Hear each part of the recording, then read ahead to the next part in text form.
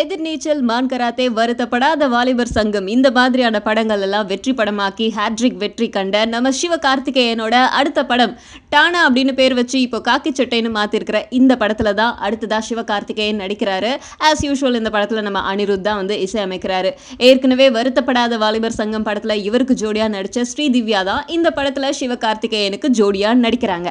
And இதுல என்ன புதுமையான விஷயம் வந்திருக்கு அப்படின்னு சொல்லி கேட்டா, இந்த படத்துல காக்கி சட்டையில வர சிவகார்த்திகேயன் அந்த உடுப்புக்கு ஒரு ஏத்தா மாதிரியான ஒரு எடுப்பு இருக்கணும் அப்படிங்கிறதுக்காக 6 கிலோ வரைக்கும் ஜிம்முக்கு போய் ஏத்திருக்காராம். இந்த போலீஸ் ட்ரெஸ்ல நான் இருக்கிறத பார்த்தா என்னுடைய அப்பா ஞாபகம் வருது எனக்கு அப்படின்னு சொல்லியிருக்காரு.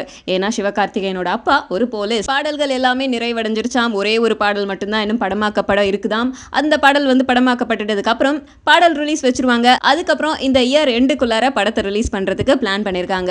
சீக்கிரமா படத்தை ரிலீஸ் பண்ணுங்க. பாடல்களை கேட்க ரொம்ப ஈகரா இருக்கும். முதல்ல பாடல் ரிலீஸ் எப்போ அப்படிங்கறத தெரிஞ்சுக்கிட்டு உங்களுக்குலாம் சொல்றேன். அது வரைக்கும் வெயிட் பண்ணுங்க.